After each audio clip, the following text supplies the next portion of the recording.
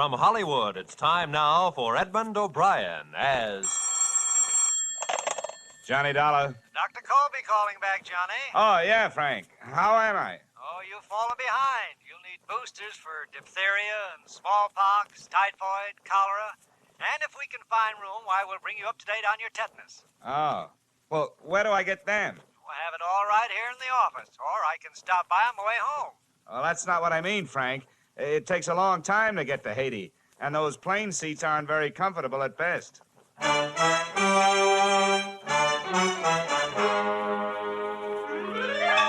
Edmund O'Brien, in another transcribed adventure of the man with the action-packed expense account, America's fabulous freelance insurance investigator... Yours truly, Johnny Dollar.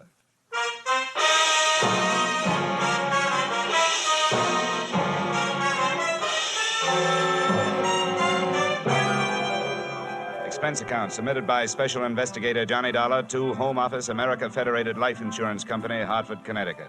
Attention, Harvard Huntington, General Manager. The following is an accounting of expenditures during my assignment in Port-au-Prince, Haiti. Expense account item 1, $15 for a pair of tickets to Detective Story at the Hudson Theater, New York, which I never got a chance to use since I was seated in the library of your Hartford home promptly at curtain time. Dollar, I want to thank you for coming out here. Sorry to break into your evening like this, but since I have, I'll get right to the point. Perhaps you've heard of the Gordon family here in Hartford. Well, what I see of the society page is what I'm flipping back to the sports section, but I've noticed the name. Diamond-studded, aren't they? Immensely wealthy. Pillars of society. And surprisingly quite a proper family. That is all but one of the sons, Ralph. A heavy drinker, complete wastrel, ne'er-do-well. Oh, a blot on the old escutcheon, eh? Yes, continually getting into one scrape or another. Now he's done it again. I take it that you're not worried about Ralph the man, but about Ralph the policyholder, huh? Yeah, well, to put it bluntly, yes. I don't think it's unethical for a company to protect its interests. In this case, the policy is in the amount of $150,000. Quite a piece of paper. Yes. And to be quite candid, I rue the day it was issued. But the point is this. Ralph Gordon, at last report, is dying aboard his yacht at Port-au-Prince, Haiti. Well, then you don't need me. You need the Mayo Clinic.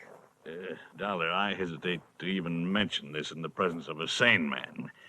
But from everything we can learn, young Gordon is not dying from any known malady. He's dying as a result... Oh, it's pure nonsense. He's supposed to be dying as the result of voodoo curse. Now, anybody with any All sense... right, wait a minute. Where'd you get your information? From his older brother, Thomas. He's a doctor. He's down there in Haiti with Ralph.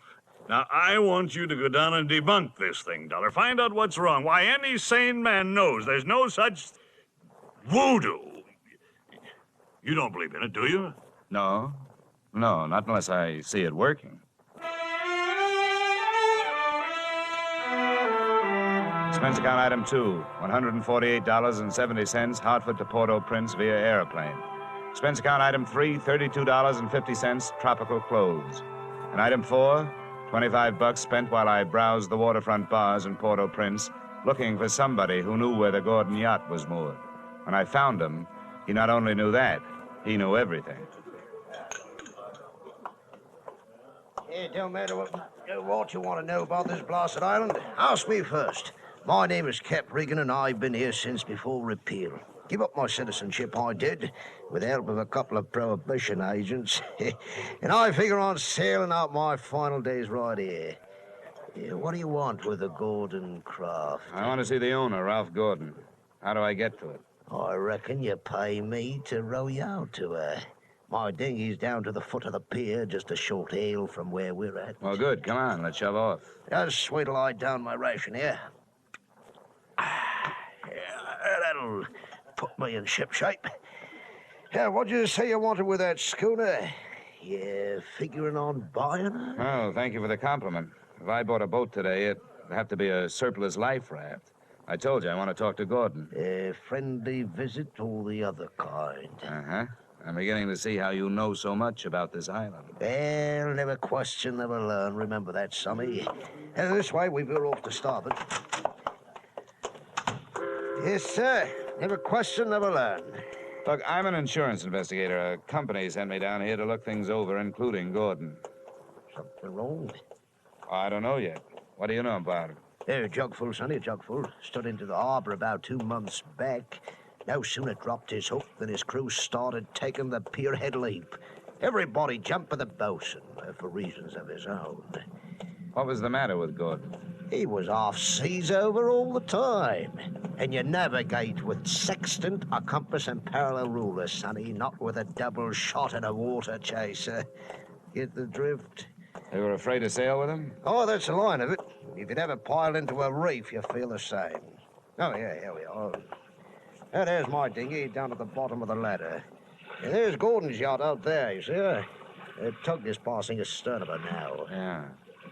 Yeah, that's a lot of boat. Yep, she carries a suit of sail like a grain clipper. Oh, why don't you see her close up? She's dirty as a garbage scow.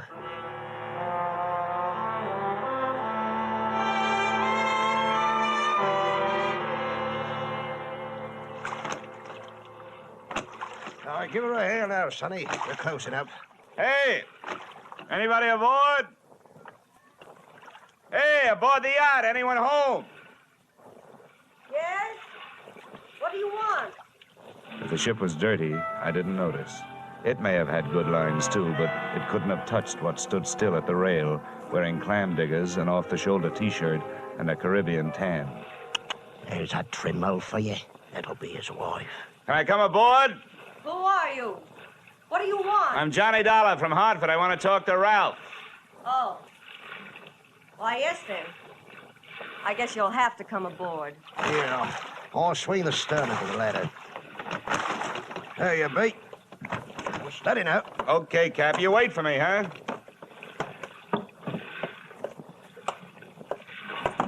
Well, how are things in Ralphie's old hometown? Cool, but not as cool as this reception. Don't let it throw you. What is this, a friendly drop-in business or just plain snooping? It's the last I'm Edwina, the wife they haven't heard about at home. Congratulations. Now I know why you like the way your shoulders bear. The better to keep a chip on them. If you're through being sharp, I'll let you hear what's left of my husband. Come on, through here.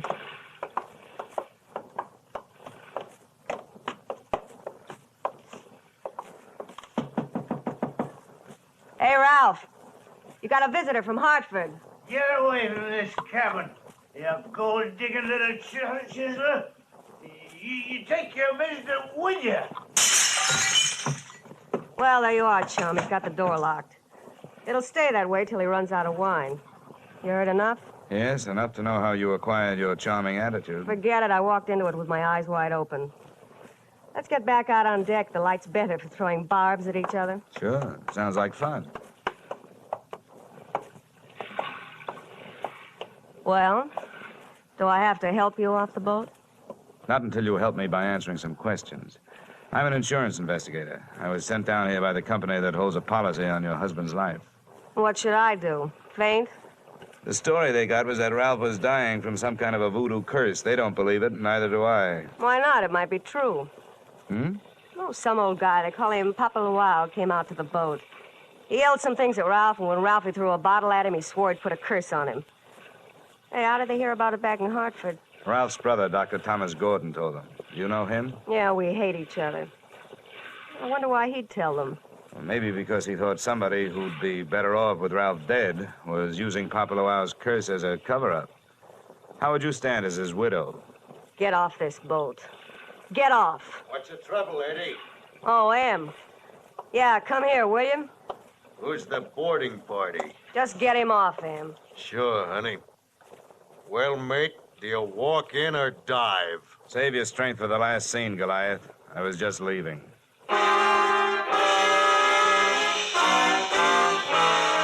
Expense account item 5, $3 paid to Cap Reagan as water taxi fare. Item 6, 80 cents, land taxi fare to Hotel Francois. And up at the Hills hangout for not only the best in tourists, but also Brother Thomas Gordon, M.D.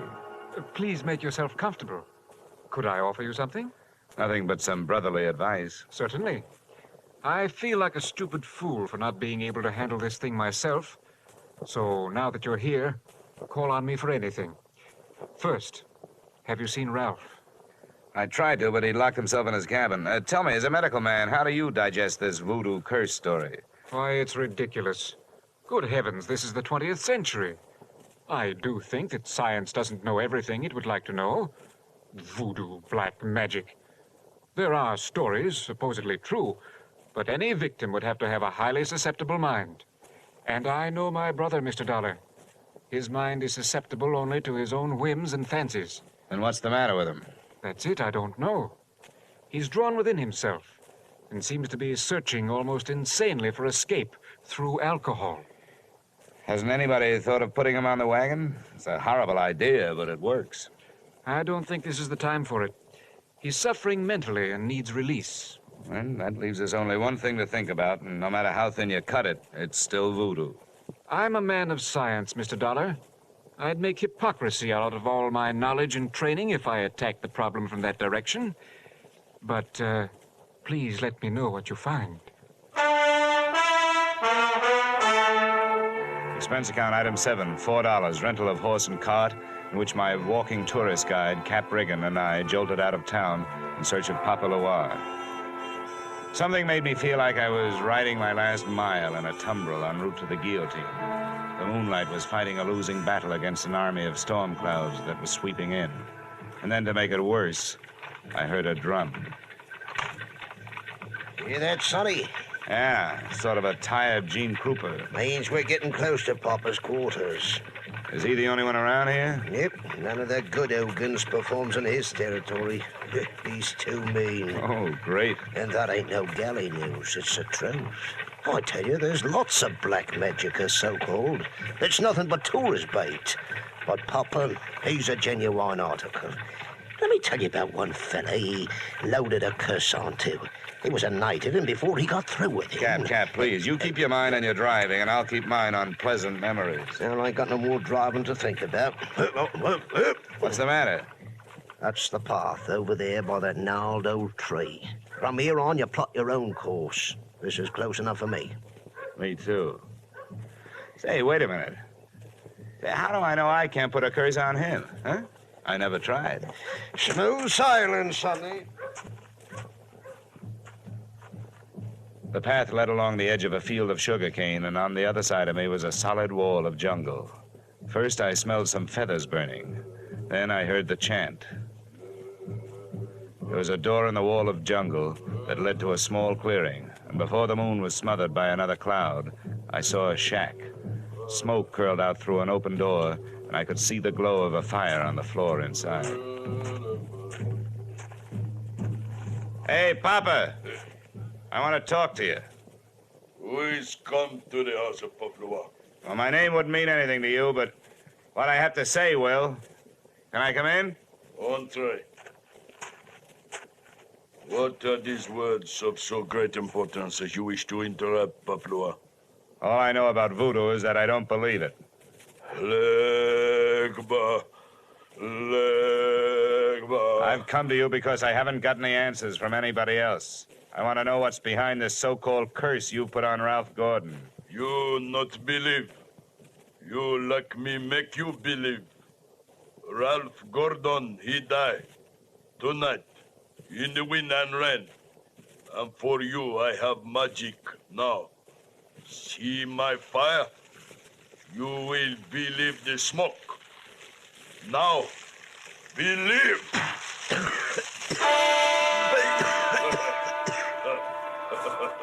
I couldn't see what he'd thrown onto the fire. He'd reached behind him for it. But when the smoke from it whirled around me, it seemed to grab my throat and squeeze. I stumbled back through the door. I hadn't believed in voodoo when I'd come in. But going out, I wasn't so sure.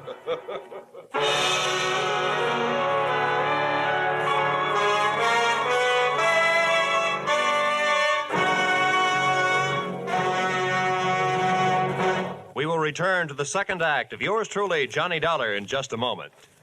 CBS invites you to hear one of the greatest ad-libbers in show business, Groucho Marx, this Wednesday night on most of these same CBS stations. Groucho's show, You Bet Your Life, finds the master throwing quips and questions at oddly assorted pairs of contestants. And it's one of the funniest, fastest, merriest shows on the air. Be listening when Groucho Marx comes along this Wednesday on CBS. And now, with our star, Edmund O'Brien, we return to the second act of yours truly, Johnny Dollar.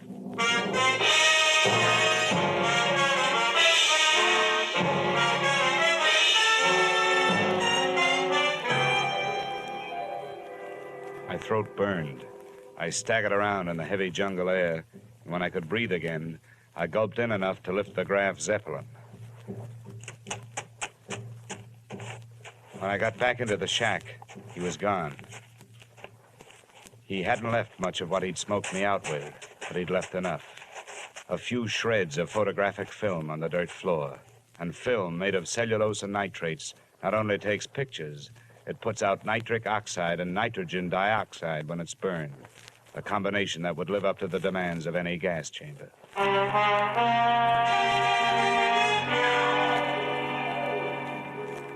We headed back to the yacht, and this time I boarded without a hail.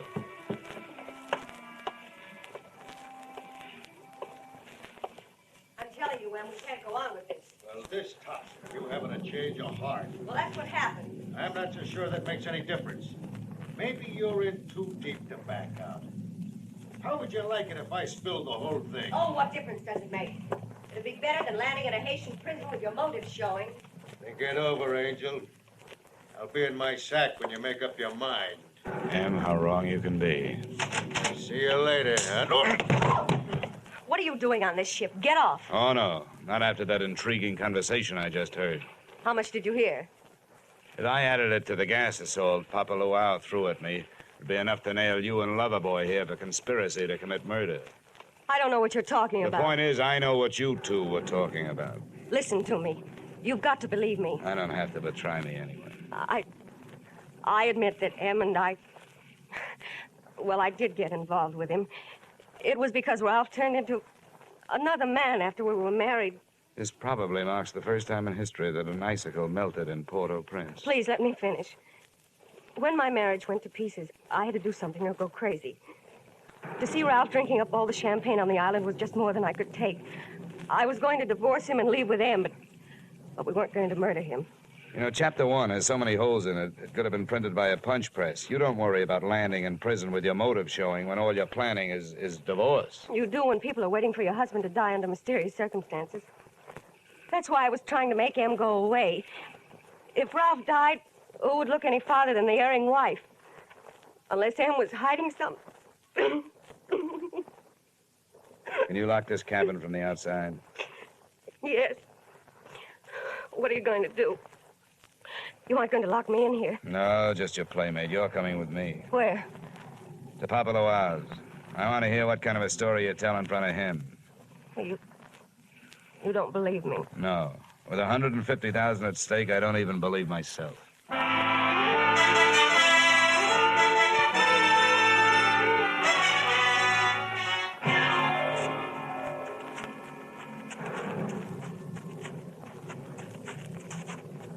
Huh? There's a shack.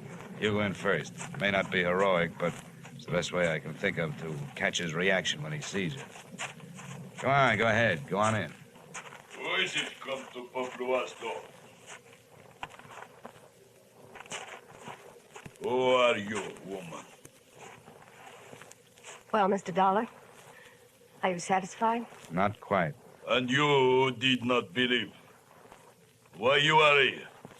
You wish again to see the power of my smoke? Let's just drop the act, Papa. I know what you threw in the fire. What's my Bokor smoke? You not yet believe? A good man from a police laboratory can sift enough out of those ashes to know it was film. What is this you say? I say that I've got enough on you, you old fake, to put you in the local pokey. Who dare speak this to Papalua? And that's where you're gonna go if you don't cooperate. Now, that's a promise. What is it you want? Did somebody put you up to this cursed business that Ralph Gordon is supposed to be under? A man of your race. Now go. That is all. It's not enough. What was his name? I not know the name. What did he look like then? My eyes were closed. Nuts. Come on. I'm taking you into town and I have to drag you by the hair. No, don't touch me. I will tell you how this is. It is true, I do not know the name or the face. He come to me. He asked me when comes next rain and wind. I tell him last night. But it's tonight. The storm come with the seat. He tell me he needs storm to close potholes in the ship. He say, if I bring this curse, I will be best gun on Haiti because it kill white man. That is difficult. That is all. Now you go. How about the film for the fire? Did he give it to you? That is true, not long before you come. Well, get rid of it, Papa, before you lose your license to operate. You go now. Papa Luau will be alone. Go now. All right, Mrs. Gordon, all right. Let's not stay for the music.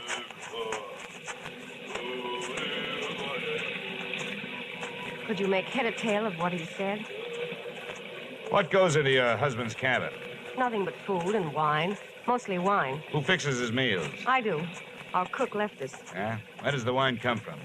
You said it was champagne, didn't you? Yes. It always comes from the same place, a liquor shop in town, a case at a time. Nothing makes any sense. What are you going to do? All I can do. Try every angle. But that's not all I'm going to try in that liquor shop.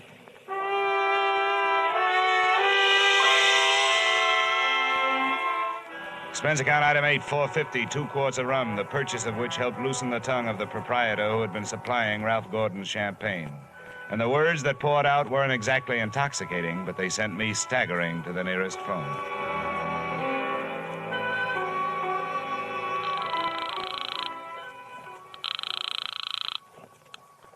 Yes, hello. Dr. Gordon, this is Dollar. Good heavens, Dollar. I've been wondering about you. What have you learned? Well, first tell me this. What would happen to a man if he was in a ship's cabin on a stormy night with all the portholes closed and there was a lot of dry ice in there with him? What?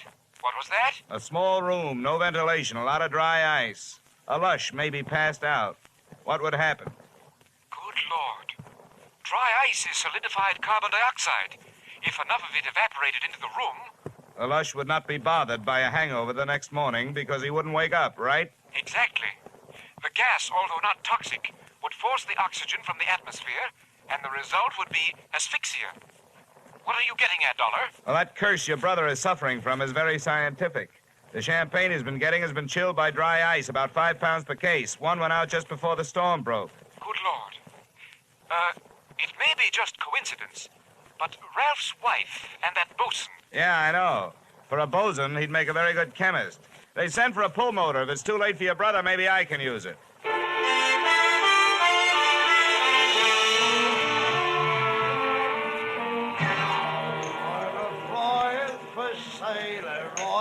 Hey, Cap, come on, will you? Ahoy, sonny. Set up around, George, for my shipmate and me. This is rum weather, sonny. Never mind around, Cap. You gotta row me out of that yacht again. What? In this weather? I wouldn't ask old Neptune himself to set out on a night like this. Come on, Cap. I'm in a hurry. Here's $20. I want time off the horn. Oh, what did you say?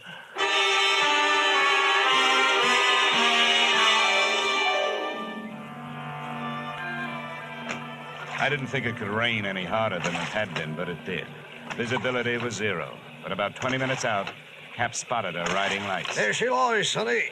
We were on target, but so was somebody else. A searchlight stabbed out at us. Hey, this sounds like Prohibition days. Who's giving us the broadside? I can't tell. I'll lay a pelican hook over his head if I get my hands on him. Oh, Cap! I got my left leg. Get down the bottom, Cap. I'm going over the side.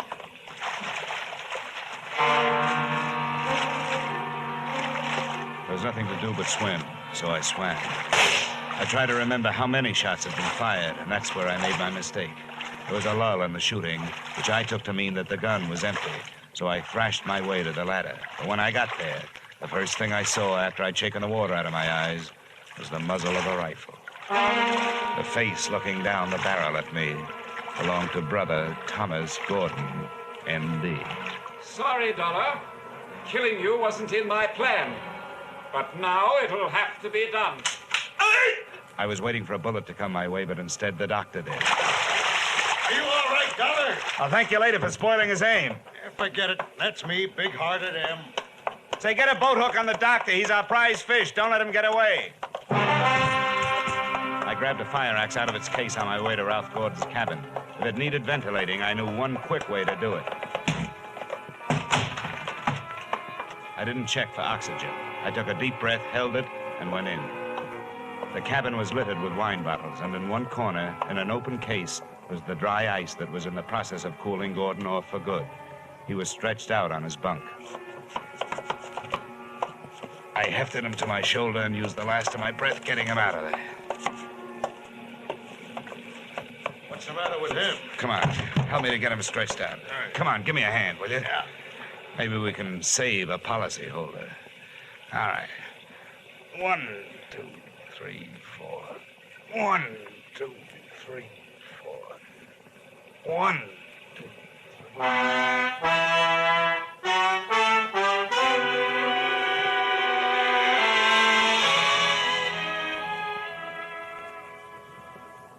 Expense account item 9, $30, cover charge at a hospital, where I put the revived Gordon under the care of a doctor, not his brother.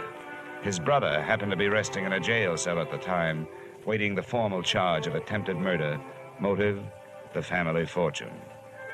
Item 10, same as item 9, same hospital where they patched up Cap Reagan. Item 11, $40, an ounce of voodoo perfume for the lovely but sometimes chilly Edwina. Maybe if she tries that kind of magic on her husband, he'll spend less time with the bottle joy and more with her kind. And expense account item 12, $148.70, return trip to Hartford. Expense account total, $424.70. Yours truly, Johnny Dollar.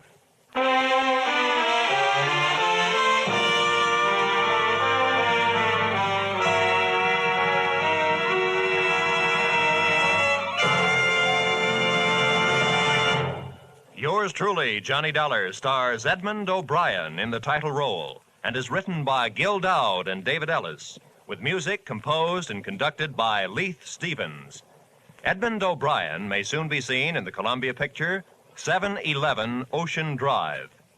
Featured in tonight's cast were Earl Lee, Willard Waterman, Ted DeCorsia, Charlotte Lawrence, Lou Krugman, Byron Kane, Dick Ryan, and Clayton Post. Yours truly, Johnny Dollar, is produced and directed by Jaime Del Valle. Join us next week at the same time when, from Hollywood, Edmund O'Brien returns in another transcribed adventure of Yours truly, Johnny Dollar.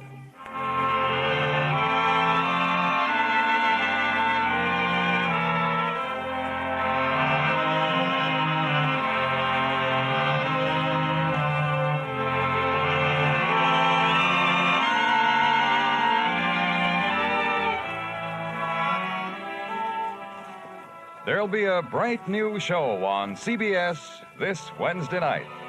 It's called the ABCs of Music, and the star is Robert Q. Lewis with Ralph Flanagan's orchestra.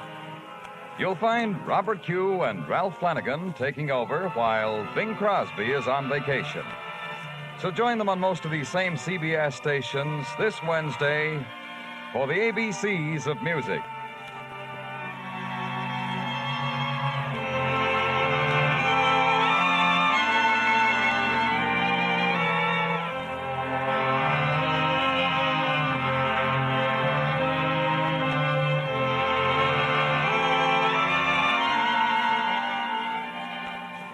Beginning next week, yours truly, Johnny Dollar, will be heard at this same time on Thursday nights. Thursday nights for Johnny Dollar.